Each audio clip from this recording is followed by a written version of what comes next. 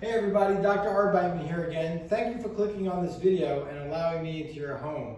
The purpose of this video is to give you strength training exercises for the lower part of your body and your abs. So the main rule of thumb when we go to do resistance or strength training exercises is we never exercise through pain. So that old adage of no pain, no gain doesn't apply here. You would actually stop that exercise or modify that exercise so that it's within the pain-free range of motion.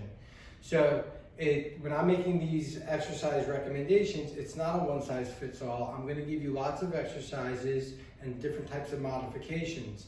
Sometimes you'll see me pick up weights or the band, but all of these or most of these can be done without weight, or you could add weight on. The general rule of thumb is 3 sets of 10, meaning we're going to do an exercise 10 times, take a break, either go to a different exercise or just break and come back to the exercise. And we're going to do it 3 times, 10 times. And I'm going to go through just a litany of exercises here, and you can cherry pick the ones that you want to do. This could be a workout program in itself, or it may just give you some ideas to add on to what you're currently doing to offer you more variety. We're only as strong as our legs and our lower back. A lot of people think that this is the core, but really this is the core and this is the core, because if this is strong, you are strong. And on the last upper body video that I did a lot of the posterior chain exercises, but I want to start with one of the most important, and it's called the founder exercise. Many of you have heard me talk about foundation training. Foundation training was a program that was developed by a chiropractor in Seattle, Dr. Eric Goodman. And basically, what we're finding is that people are really tight on the front of their bodies and really weak on the back of their bodies, and that causes the body to collapse. So we can get into a founder position, which would be, and I urge you to go onto foundationtraining.com and look at his stuff, or just go onto YouTube and put in the founder exercise, Dr. Eric Goodman, and learn that, because that is like using dental floss. That is so important for your spine. So I'm going to hinge from my hips. I'm not bending my back. I'm not breaking the rigidity of my back. I'm just literally sitting back, and then I'm lifting my arms up, and I'm sitting back further. I am up on the balls of my feet. I'm not falling back, and I'm lifting my thumbs out, and I can feel my shoulder blades approximating. And I'm just holding this position. And you can hold it for as long as you can hold it. 10 seconds, 15 seconds, 20 seconds. From this position, I can roll my hands forward, and I can bring my hands down like goalposts. And that's going to bring my scapula together and strengthen that posterior chain of muscles. Such an important exercise, such an important exercise. So to strengthen the quads and the calves and the hammies, I'm going to show you some different exercises. I'm going to do it with weights, but you don't have to hold weights. You can do it just using good old gravity and Mother Earth. A straight squat, you can rack the weights, stack the weights here, and you're basically, I'll do it from the side, you're going to come sit straight down, so I'm not bending forward. That would hurt my back. I can't even show you the wrong way to do it. And I'm just going to sit down and come up. If you have poor posture and you want to get up against a wall and slide up and down against the wall, you can always do that. I like lunges too. So again, I'm just going to show you with weights, but you don't have to do it with the weights. And you have to have good knees to be able to do this. I'm just going to come down, and I'm going to come up. I'm going to switch legs, and I'm going to come up. Now watch my knee. I don't let my knee go past my big toe. That's really important. If you go too far out, you can really hurt your knee, so be careful not to do that. The other way is to actually, instead of going forward and lunging, is to go back and lunge. It's actually a different exercise than going forward. And from that position, you can even do a curtsy. Curtsy. So these are different ways to work the legs. And you even put one leg on a chair and do these. Really great exercises to tone the legs. If you want to work the calves, you can stack weights or no weights, and you're literally just going to come up on your toes, hold a couple seconds at the top, come down, and that's how we're going to work our calves. Or we can do it in a seated position where we're pushing up with our toes, the weights on our knees, just like that. To do one of the best ways to do the everything that we do on a day-to-day basis is in this position. So we don't do a lot of this lateral work. So I want to show you some exercises that are going to strengthen the side of your legs and the middle of your legs. And so again, we can do what's called skaters, where we're just going to go out to one side and out to the other side. And you think about it, you never really work in this direction, and you never really move in this direction unless you're skiing or skating. This can, you can make this harder by adding some weights and going down like this, going out like this. You can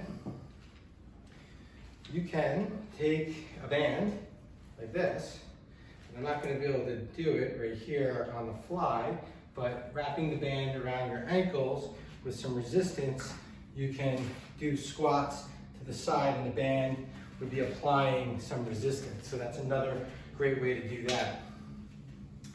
And then we want to work the booty, right? We got to work the booty. So coming down onto all fours, you can do that.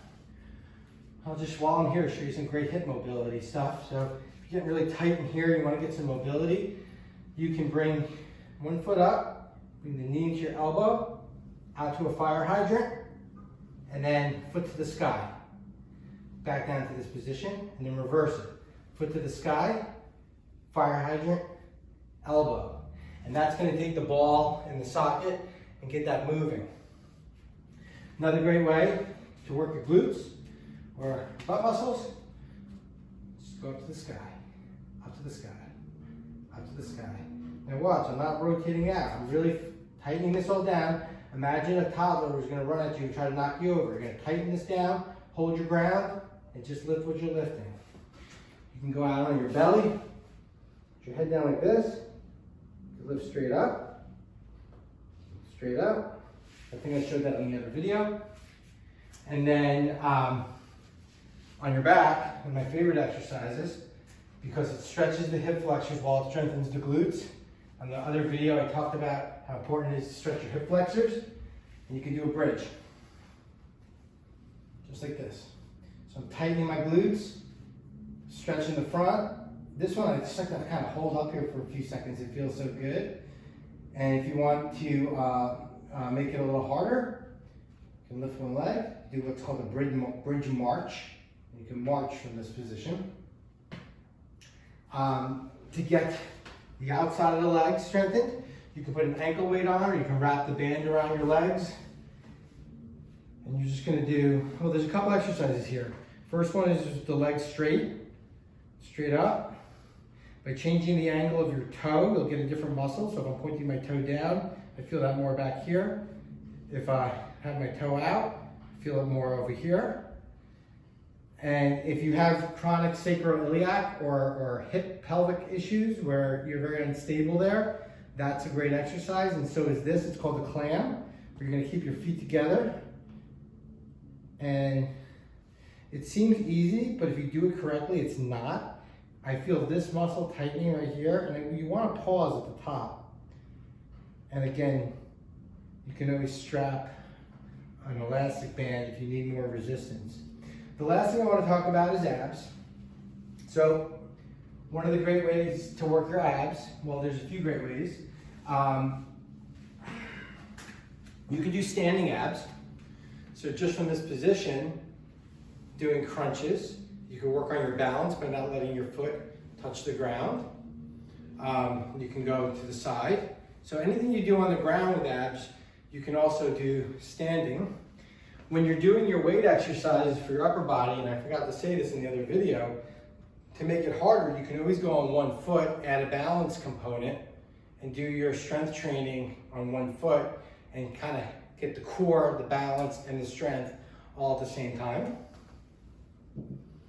And then if we're going to do abs on the ground, I'm going to give you a couple of really important tips here. First thing we always do when we go to do abs is we have to find the neutral spine. So neutral spine means if I'm arching my back, I can get a hand behind my back. You don't want to do sit-ups from that position. A flat spine would be curled the other way. You don't want to do sit-ups from that position. I like finding right in the middle of those two, my neutral spine, and I pull my belly button into my spine. I tighten there. Again, imagine if a toddler was about to come up to you and punch you in the stomach. You would tighten down. You have to do that first and then do your crunch. So I'm tightening this, I have neutral spine, and from here, I literally just have to lift here. That's all I have to do. I don't have to do a full sit-up. In fact, I'm not going to recommend that you do that because it's just more likely that you'll get hurt. When you can get everything done, I'm just tightening this and going up 6 inches so your shoulder blades are off the ground. Remember, everything is 3 sets of 10.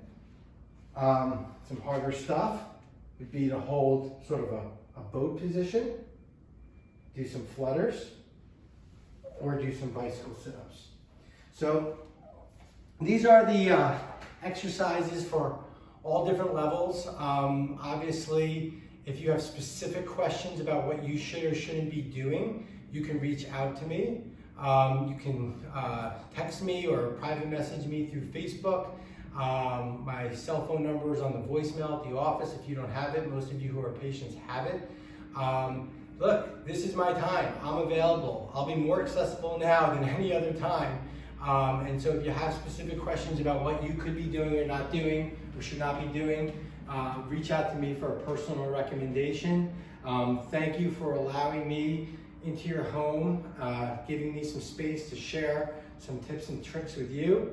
Stay healthy, stay well during this time, stay positive, and I look forward to seeing all of you soon. Bye.